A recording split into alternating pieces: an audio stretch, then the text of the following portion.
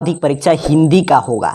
तो हिंदी का यहाँ पे प्रश्न पत्र आ चुका है, पीटीओ का प्रश्न पत्र है। लेकिन उससे पहले एक प्रश्न की हम लोग चर्चा कर ले रहे हैं जो लगातार 9th क्लास के स्टूडेंट के द्वारा पूछा जा रहा है कि सर हमें ये प्रश्न पत्र नहीं टकरा रहा है। तो सबसे पहले 9वीं के हिंदी का यहाँ पे पीटीओ का प्रश्न पत्र है, इसको हम लोग देखें।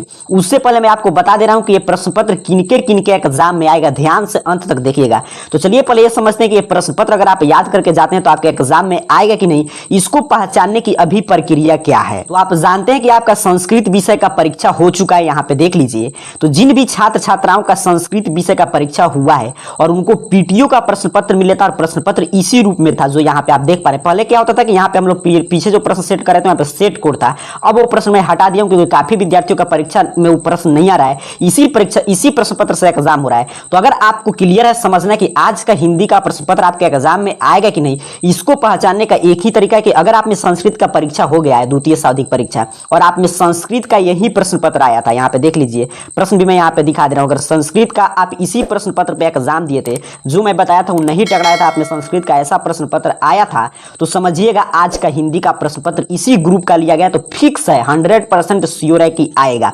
शर्त क्या है कि अगर आप में संस्कृत का विषय के परीक्षा में प्रश्न आया था, यहाँ पे देख लीजिए मैं पूरा प्रश्न पत्र दिखा रहा हूं। तो पहले आपको क्या करना है कि संस्कृत का प्रश्न पत्र जो एग्जाम देख रहा है यहाँ से मिला लीजिएगा। अगर ये मैच करता है तो एक बार नीचे कमेंट बॉक्स में जरूर बताइएगा कि जी सर मेरे स्कूल में संस्कृत का इसी क्वेश्चन पेपर से एग्जाम हुआ था, तो मैं समझ जाऊंगा कि आपको इसी ग्रुप का आगे सभी विषय का क्वेश्चन प्रोवाइड कराना है। एक बार जरूर सभी छात्र कमेंट कर देंगे कि क्या आप में संस्कृत का यही प्रश्न पत्र आया था। यहाँ पे देख लीजिए मैं ऑब्जेक्टिव के साथ सब्जेक्टिव भी आपको दिखा दे रहा हूं।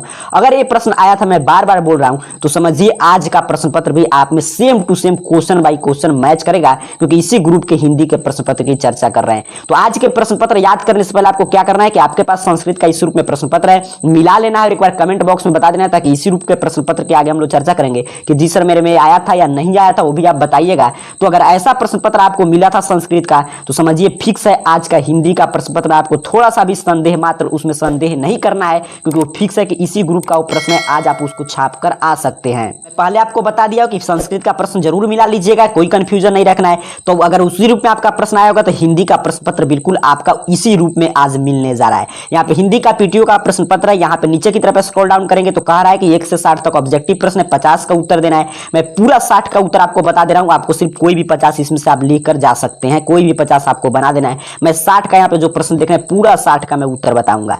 फिर नीचे की तरफ अगर आप बढ़ेंगे तो यहाँ पे 60 नंबर ऑब्जेक्टिव समाप्त हो रहा है। आगे मिला है गैर वस्तुनिष्ठ प्रश्न अर्थात कि सब्जेक्टिव प्रश्न।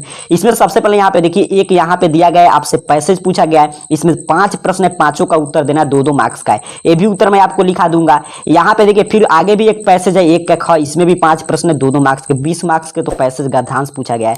आगे आपसे पूछा गया 200 शब्द में निबंध लिखिए, 10 मार्क्स का, ये भी मैं एक निबंध आपको लिखा दे रहा हूँ। यहाँ पे 2 पत्र है, दोनों में से कोई एक ही लिखना है, तो एक पत्र मैं आपको लिखकर दिखा दूंगा, उसी रूप में उत्तर लिख कर आइएगा। और यहाँ पे क्वेश्चन आंसर है, 5 का उत्तर देना है। और यहाँ पे देखिए आपसे फिर दीर्घ उत्तरीय प्रश्न पूछा गया, दोनों में से कोई एक बना देना है, 5 मार्क्स का। देखिए एक पहला यहाँ पे गद्यांश पूछा गया था, 5 का उत्तर यहाँ पे आपके लिए खोज कर बना दिया गया है। दूसरा गद्यांश, उसमें से 5 का उत्तर यहाँ पे बना दिया गया है। फिर दूसरे नंबर प्रश्न में आपसे पूछा गया था कि निबंध लिखिए, तो यहाँ पे भ्रष्टाचार पे निबंध लिख दिया गया है। आगे पूछा गया था 2 पत्र में से कोई एक लिखिए, तो यहाँ पे पत्र भी मैं आपके लिए तैयार कर दिया हूँ। यहाँ से 5 का उत्तर लिखना था, क्वेश्चन आंसर आपके बुक से, तो 5 का उत्तर यहाँ पे सही और